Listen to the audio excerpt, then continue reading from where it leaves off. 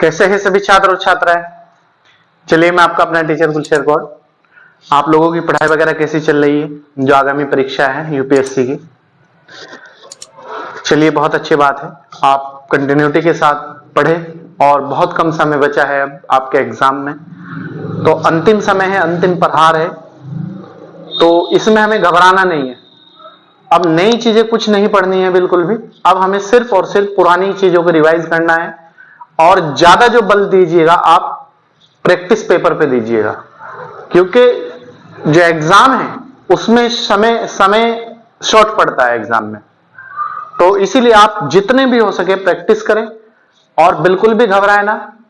एक नेचुरल बात है, ये सबको लगता है कि मैंने कुछ नहीं पढ़ा, मेरे से कुछ नहीं आ रहा, मैंने सब कुछ पढ़ लिया, तो इस चीज से घबराना नहीं है, ये बिल्कुल नेचुरल है, सबके साथ होता है, ऐसा हर एक व्यक्ति के साथ होता है। लेकिन आपने जो पढ़ा है बस उस पर विश्वास करिए और विश्वास करके एग्जाम में बैठ जाइए कॉन्फिडेंस के साथ। तो चलिए मैं आपका अपना टीचर गुलशेर गौड़, आज मैं आप लोगों के लिए करंट अफेयर की क्लास लेकर आया हूं। आपको पता है कि फ्राइडे में हम आप लोगों के लिए करंट अफेयर फ्राइडे सैटरडे तक, सैटरडे में भी और फ्राइडे में भी करंट अफेयर लेकर आते हैं, और वो चीजें करंट अफेयर में लेकर आते हैं जो आपके यूपीएससी, यूकेपीसीएससी, यूपीपीसीएससी, बीपीपीएससी और ग्रुप सी वगैरह, जो ऑल ओवर एग्जाम के मतलब की करंट अफेयर रहती है। आप लोगों को पता है करंट अफेयर के 10 से 12 क्वेश्चन आते हैं एग्जाम में, तो आप बहुत अच्छी तरीके से पढ़ें और अपना कंटिन्यूटी के साथ आगे बढ़ाएं। ये जो हम करंट अफेयर की क्लास लेके आए हैं आप लोगों के लिए, ये एक हफ्ते के अंदर की क्लास है, ठीक है? तो आप इसे बिल्कुल इग्नोर मत करें, बहुत अच्छे तरीके से पढ़ें। इससे पहले जो करंट अफेयर की क्लास है वो आपकी प्ले लिस्ट में है, आप वहां से जाके अपनी तैयारी को आगे बढ़ाइए। चलिए क्लास है हमारी टुडे करंट अफेयर, और इसमें हमने आपको वन लाइनर क्लास उपलब्ध कराई है ताकि आप लोगों को दिक्कत ना आए एग्जाम में।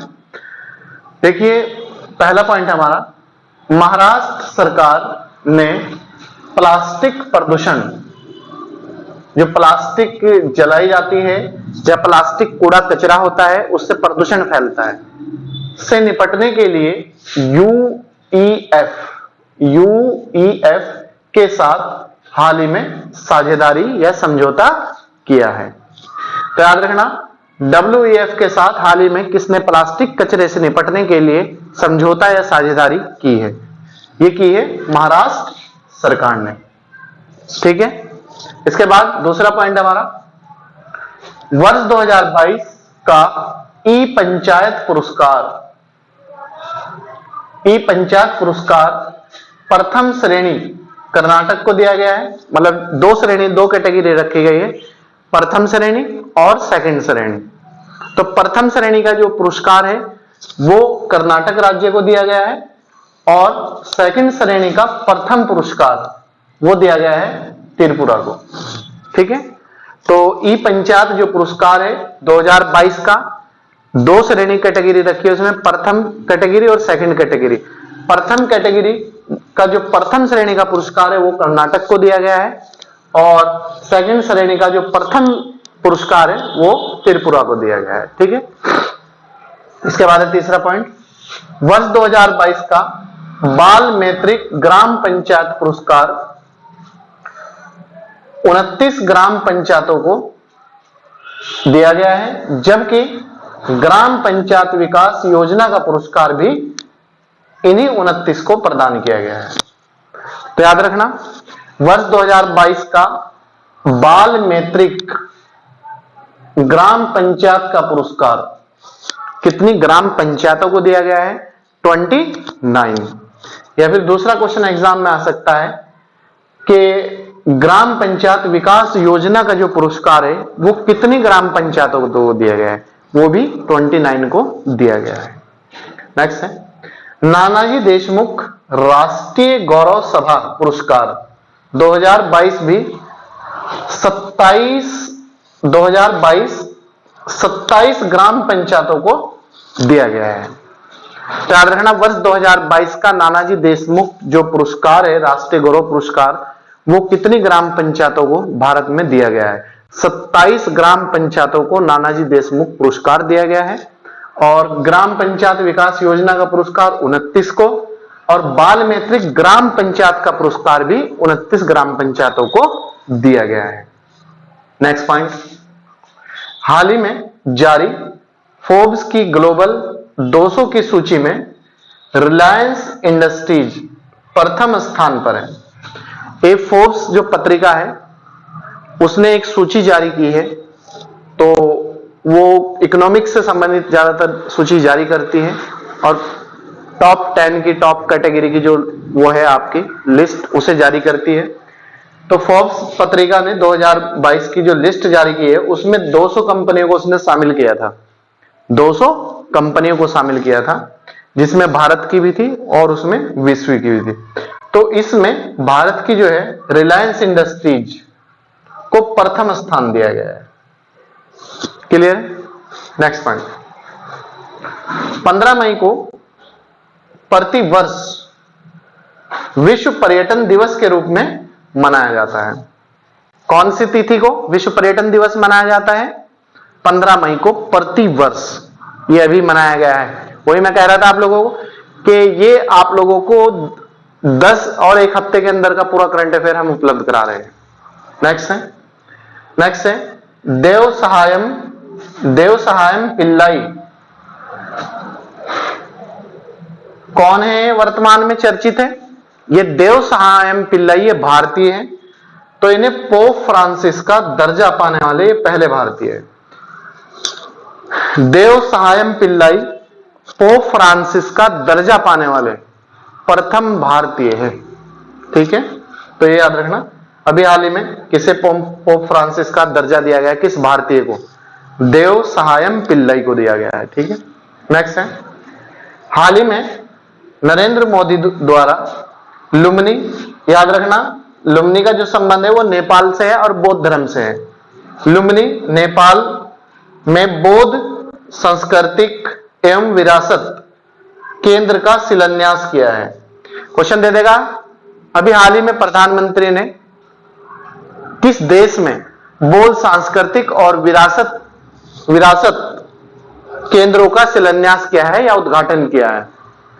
तो आपको दे देगा लुम्नी, नेपाल या फिर श्रीलंका, बांग्लादेश वगैरह वगैरह। तो आप याद रखना अगर लुम्नी और नेपाल दोनों हो तो आप आंसर में करेंगे लुम्नी, और अगर लुम्नी ना हो नेपाल तो नेपाल करेंगे। ठीक है, नेक्स्ट पॉइंट, आईएनएस सूरत और आईएनएस उदयगिरी। क्वेश्चन दे देगा आईएनएस सूरत और आईएनएस उदयगिरी क्या है? वर्तमान में चर्चाओं में है, इनका अभी लोकार्पण किया है हमारे जो गृह मंत्री है वो है रक्षा मंत्री राजनाथ सिंह ने। तो ये वर्तमान में चर्चित ये दोनों युद्धपोत हैं। ठीक है, क्या है? तो युद्धपोत कौन कौन से? आईएनएस सूरत भी युद्धपोत है और आईएनएस उदयगिरी भी युद्धपोत है। इनका अभी लोकार्पण किया गया है, जो हमारे रक्षा मंत्री है, डिफेंस मिनिस्टर है, उन्होंने राजनाथ सिंह जी ने, इसलिए ये चर्चाओं में। नेक्स्ट है, हाल ही में त्रिपुरा राज्य के नए मुख्यमंत्री किसे चुना गया है? तो याद रखना त्रिपुरा का जो नया मुख्यमंत्री बनाया गया है वो बनाया गया है डॉक्टर मानिक शाह को। या फिर दे देगा एग्जाम में, डॉक्टर मानिक शाह हाल ही में किस राज्य के मुख्यमंत्री बने हैं? तो डॉक्टर मानिक शाह जो है वो त्रिपुरा राज्य के मुख्यमंत्री चुने गए। नेक्स्ट पॉइंट हमारा, त्रिपुरा की जो राजधानी है वो है अगरतला। ठीक है, कैपिटल अगरतला। तो याद रखना आप इसे। नेक्स्ट पॉइंट है संघाई सहयोग संगठन। संघाई सहयोग जो संगठन है ये आतंकवाद को खत्म करने के लिए इसकी स्थापना की गई थी। तो वर्ष 2022 की इसकी बैठक का आयोजन किया गया है, वो किया गया है नई दिल्ली में।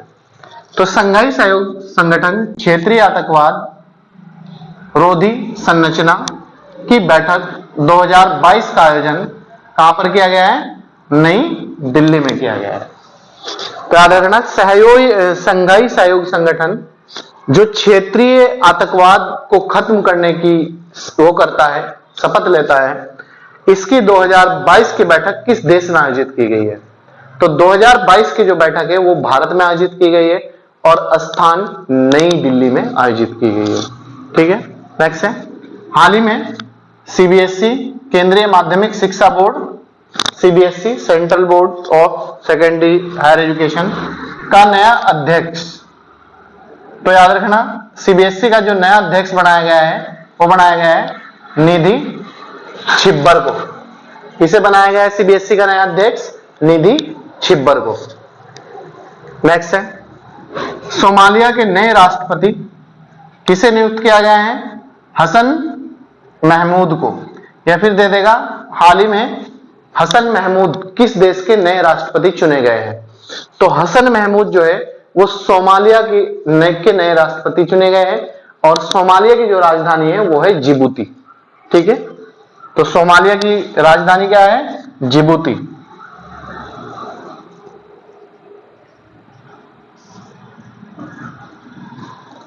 और राष्ट्रपति कौन है जो अभी हाल ही में चुने गए? हसन शेख महमूद। ठीक, नेक्स्ट है, वर्तमान में चर्चाओं में चल रही ज्ञानवाणी मस्जिद जो अभी हाल ही में चर्चाओं में है, ज्ञानवाणी मस्जिद, तो क्वेश्चन आ सकता है किस राज्य में है? तो ये आपका उत्तर प्रदेश में है और उत्तर प्रदेश की जो राजधानी है वो है लखनऊ और यहाँ के जो मुख्यमंत्री है वर्तमान में वो है आपके ये योगी जी। ठीक है, नेक्स्ट है, महिलाओं की बैडमिंटन प्रतियोगिता उबेर कप, याद रखना उबेर कप का संबंध किससे है? तो ये महिला बैडमिंटन से संबंधित है। उबेर कप 2022 का खिताब किस देश ने जीता है? तो ये जीता है दक्षिण कोरिया और दक्षिण कोरिया की जो राजधानी है वो है सियोल। ठीक है, तो याद रखना महिलाओं की बैडमिंटन प्रतियोगिता जो उबेर कप 2022 का आयोजन किया गया था वो किस देश ने जीता है? दक्षिण कोरिया, राजधानी सियोल। नेक्स्ट है, अजय पिरामिल जो भारतीय हैं, इन्हें ब्रिटेन की महारानी ने मानद commander of the order the British Empire, तो याद रखना इन्हें जो ब्रिटेन की महारानी है उसने अभी हाल ही में एक उपाधि से सम्मानित किया है, उसका नाम है मानद commander of the order the British Empire से सम्मानित किया है। इसके बाद नेक्स्ट पॉइंट है हमारा, नेक्स्ट पॉइंट है 18 मई को प्रतिवर्ष अंतरराष्ट्रीय संग्रहालय दिवस के रूप में मनाया जाता है। तो क्वेश्चन आता है एग्जाम में कि अंतरराष्ट्रीय संग्रहालय जो दिवस है वो किस तिथि को मनाया जाता है? तो ये मनाया जाता है आपका 18 मई को। यह क्वेश्चन दे देगा 18 मई को कौन सा दिवस मनाया जाता है? तो वो मनाया जाता है अंतरराष्ट्रीय संग्रहालय दिवस। तो आप अंतरराष्ट्रीय याद रखेंगे। ठीक है, नेक्स्ट पॉइंट हमारा टेनिस का इटालियन ओपन 2022, याद रखना इटालियन जो ओपन है उसका जो संबंध है वो किससे है, किस खेल से है? एक पॉइंट हो गया आपका टेनिस से, किसका? इटालियन ओपन का। 2022 में पुरुष एकल का खिताब किसने जीता? नोवाक जोकोविच। तो नोवाक जोकोविच किस खेल से संबंधित है? ये भी क्वेश्चन आता है एग्जाम में, ये है टेनिस से। दूसरा, इन्होंने वर्ष 2022 में कौन सा हाल ही में खिताब प्राप्त किया है? इटालियन ओपन 2022 का खिताब नोवाक जोकोविच ने जीता है। ठीक है, नेक्स्ट है अनिल विक्रम सिंघे को श्रीलंका का प्रधानमंत्री चुना गया है। या फिर दे देगा अभी हाल ही में श्रीलंका के नए प्रधानमंत्री किसे बनाया गया है? अनिल विक्रम सिंघे। या अनिल विक्रम जो सिंधे वर्तमान में चर्चाओं में है वो किस देश के हैं? तो ये है श्रीलंका। क्यों चर्चाओं में है? ये श्रीलंका के राष्ट्रपति है। नेक्स्ट है सऊदी अरामको और एप्पल सऊदी अरामको और एप्पल, ये विश्व की सबसे मूल्यवान कंपनी बन गई है। विश्व की सबसे मूल्यवान कंपनी का दर्जा हाल ही में किसे दिया गया? एप्पल को और सऊदी अरामको को। ठीक है, नेक्स्ट है संयुक्त अरब अमीरात, यूएई शॉर्ट फॉर्म है। यूएई के नए राष्ट्रपति शेख मोहम्मद बिन जायद अल नाहयान को बनाया गया है। यह क्वेश्चन दे देगा अभी आपको, शेख मोहम्मद बिन जायद अल नाहयान हाल ही में किस देश के राष्ट्रपति चुने गए हैं? सऊदी अरब, संयुक्त अरब अमीरात, अफ्रीका, मिस्र, सूडान, कुछ भी दे देगा XYZ। तो ये चुने गए हैं संयुक्त अरब अमीरात, यूएई। ठीक है, नेक्स्ट है सुरेश कोटक की अध्यक्षता में भारतीय कपास परिषद की बैठक का आयोजन किया गया है। क्वेश्चन दे देगा भारतीय, हाल ही में जो भारतीय कपास परिषद की बैठक हुई है, उस बैठक की अध्यक्षता किसने की है? तो उस बैठक की जो अध्यक्षता की है वो की है सुरेश कोटक ने। ठीक है, नेक्स्ट है हाल ही में भारत ने गेहूं के निर्यात पर रोक लगा दी है। क्वेश्चन दे देगा किस देश ने हाल ही में गेहूं के निर्यात पर प्रतिबंध लगा दिया है? भारत। या फिर क्वेश्चन दे देगा अभी हाल ही में भारत ने किस वस्तु के निर्यात पर प्रतिबंध लगाया है? गेहूं, दाल, चावल, चीनी, तो वो लगाया है गेहूं पर। ठीक है, किसने? भारत ने। नेक्स्ट पॉइंट है राजस्थान के जैसलमेर में, राजस्थान की जो राजधानी है वो है जयपुर। राजस्थान के जैसलमेर में खादी के कपड़े से बना विश्व का सबसे बड़ा राष्ट्रीय ध्वज प्रदर्शित किया गया है। क्वेश्चन दे देगा अभी हाल ही में भारत के किस राज्य में विश्व का सबसे बड़ा राष्ट्रीय ध्वज जो खादी से बना था प्रदर्शित किया गया है या फहराया गया है? कुछ भी दे सकता है एग्जाम में। तो यह है आपका राजस्थान में। राजस्थान के किस में? जैसलमेर में। या फिर दे देगा अभी हाल ही में किस देश में विश्व का सबसे बड़ा खादी कपड़े से बना राष्ट्रीय ध्वज प्रदर्शित किया गया? भारत का राष्ट्रीय ध्वज तो भारत में ही किया गया है। नेक्स्ट है विश्व का सबसे बड़ा, याद रखना। ठीक है, नेक्स्ट है भारत और रूस की नौसेना ने अरब सागर, भारत और रूस की नौसेना ने अरब सागर में पासिंग एक्सरसाइज युद्ध अभ्यास किया है। तो याद रखना पासिंग जो एक्सरसाइज युद्धाभ्यास अभी हुआ है वो किन किन देशों की सेनाओं के बीच हुआ है? तो भारत और रूस। किस सागर में? अरब सागर में। या फिर आपको एग्जाम में दे देगा पासिंग भारत और रूस की सेनाओं के बीच किस सागर में पासिंग एक्सरसाइज युद्धाभ्यास का आयोजन किया गया है? तो अरब सागर, हिंद महासागर, अटलांटिक महासागर या ओरल सागर या ओखोटस सागर, तो ये किया गया है अरब सागर में। ठीक है, नेक्स्ट है कथक शास्त्रीय नृत्य, कथक केरल का है। ठीक है, कथक शास्त्रीय नृत्य, और ये भी पूछता है कथक जो है ये क्या है? शास्त्रीय नृत्य है या कैसा नृत्य है? तो ये शास्त्रीय नृत्य है। से संबंधित डांसर पंडित मुन्ना शुक्ल का निधन हो गया है। क्वेश्चन दे देगा अभी हाल ही में पंडित मुन्ना शुक्ल का जो निधन हुआ है वो किस से संबंधित है, किस नृत्य से संबंधित है? तो आपको दे देगा कुचिपुड़ी, या फिर आपका दे देगा पनिहारण, या फिर दे देगा कथक, या कुछ भी दे देगा XYZ। तो इनका जो संबंध है कथक शास्त्रीय नृत्य से है। इनका हाल ही में निधन हो गया है, ये डांसर थे। नेक्स्ट है आरबीआई की फुल फॉर्म है reserve bank of India. RBI ने हाल ही में डिजिटल भुगतान सूचकांक जारी किया है। क्वेश्चन दे देगा अभी हाल ही में किसने डिजिटल भुगतान सूचकांक जारी किया है? तो ये किया है आरबीआई ने। ठीक है, और आरबीआई की full form reserve bank of India. इसका मुख्यालय मुंबई। तो दोस्तों ये थी आज की हमारी क्लास करंट अफेयर से संबंधित। ये लगभग हमने आपको 10 दिन का करंट अफेयर इसी क्लास में कराया है। जो इंपॉर्टेंट चीजें थी वो हमने आप तक पहुंचाई है। बाकी इसके बाद आपको जो कल है, कल सैटरडे है आपका, कल सैटरडे में भी एक आपको करंट अफेयर की क्लास दी जाएगी। आप कल भी उसे अच्छी तरीके से पढ़ना। इसे और उसे दोनों मिला के आप एक हफ्ते का आपका लगभग 10 दिन का कंप्लीट वर्क हो जाता है। इससे पहले जो करंट अफेयर की क्लास है वो आपकी प्लेलिस्ट में है, आप वहां से जाके अपनी तैयारी को आगे बढ़ाएं।